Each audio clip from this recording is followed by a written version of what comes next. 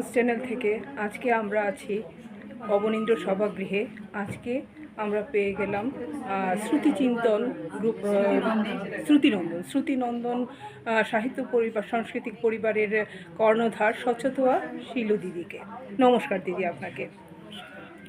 দিদি, কতদিন ধরে আপনার এই সাংস্কৃতিক পরিবার আপনি চালাচ্ছেন এবং কিভাবে আপনি এগিয়ে যাচ্ছেন? আজকে বসন্ত উৎসব পালন করবেন, আপনি কিভাবে কি হচ্ছে একটু যদি আমাদের দর্শকদেরকে বলেন। গত 5 বছর ধরে আমার গ্রুপটাকে নিয়ে আমি এগিয়ে চলেছি সাংস্কৃতিক জগতে। প্রথমে তো জাস্ট একটা ক্লাব ঘরে উদ্বোধন করেছিলাম। ক্লাব ঘরে মানে প্রায় 30 জন মতো লোক হয়েছিল। তারপরে আস্তে আস্তে এগোতে আমি অনেক সোদপুরে মূলত আমি শুরু করেছিলাম। তারপরে আমি প্রচুর সঙ্গী পেয়ে যাই এবং তাদের নিয়ে আস্তে আস্তে বাইরের হলগুলোকে, যেমন পানিহাটি লোক সংস্কৃতি ভবন, রথীন্দ্র ভবন নিয়ে আমি করেছি এবং আজকে যেমন অবনীন্দ্র সভাঘরে পেয়েছি। আমার 5 বছর ধরে চলেই যাচ্ছে প্রোগ্রাম। আচ্ছা আচ্ছা, কতজন এখন আপনার সদস্য আছে? সদস্য আছে প্রায় 20 জন, কিন্তু সদস্য প্রোগ্রাম করলে সদস্যের বাইরেও সকলে চলে আসে। আচ্ছা, ঠিক আছে দিদি, ধন্যবাদ আপনাকে। দিদি, আমরা জানি খুব ভালো আপনি কবিতা লেখেন এবং আবৃত্তিও করেন। আমাদের দর্শকদের জন্য, আলোরবর্তিকা নিউজ চ্যানেলের দর্শকদের জন্য যদি একটা কবিতা আপনার মুখে শুনতে পাই। আসলে এটা তো বসন্ত উৎসব। বসন্ত উৎসবে আমি রুদ্র গোস্বামীর একটা কবিতা বলতে চাই। রুদ্র গোস্বামী বললেন, যেভাবে ভালোবাসা এলো, তাতে উনি বলেছেন, প্রেম হয়েছিল প্রথম বট অশ্বত্থের। সেই গল্পটা জানো? বাড়ছিল ওরা, যেমনভাবে পাশাপাশি দুটো বাড়ির ছেলে মেয়ে বেড়ে ওঠে। বট তখন বয়সে যুবক, নতুন পাতা। অশ্বত্থেরও তাই, নতুন পাতায় যুবতী যেন। অশ্বত্থ মানে জানো? অশ্বত্থ মানে অশ্বত্থ, অশ্বত্থ গাছ। দেখতো ওরা রোজ দুজনকে, যেমন পাশাপাশি বাড়ির দুটো ছেলে মেয়ে দেখে। বটের মনে ছিল প্রেম, অশ্বত্থ চাইতো বট তার কাছে আসে, তাই অভিশাপ দিল।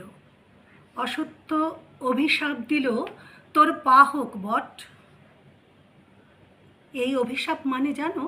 এই অভিশাপ মানে ভালো চাওয়া। অভিশাপের জোর ছিল কি বটের প্রেমে কেউ জানে না। পা হলো বটের। বট মানে পা মানে ধরে নাও বটের ঝুড়ি। তারপরে একদিন বট সেই পা দিয়ে এগিয়ে এলো অশ্বত্থের কাছে। এরপর থেকে ভালোবাসলে মেয়েরা লাজুক হয়, আর ছেলেরাই প্রথম ভালোবাসার কথা বলে। দারুণ।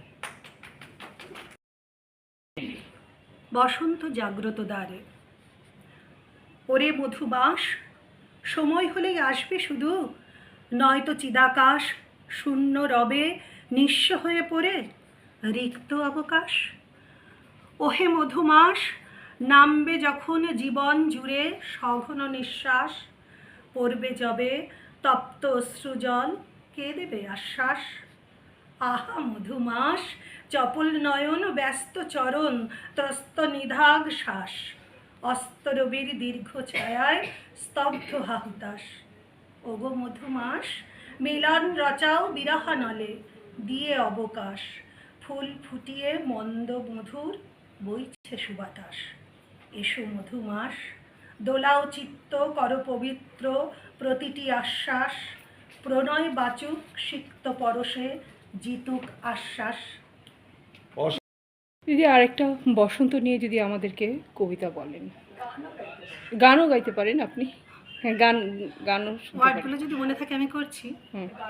ফাগুন হাওয়ায় হাওয়ায় করেছে যে দান, ফাগুন হাওয়ায় হাওয়ায় করেছে যে দান, আমার আপন হারা প্রাণ, আমার বাঁধন হারা প্রাণ, ফাগুন হাওয়ায় হাওয়ায় করেছে যে দান।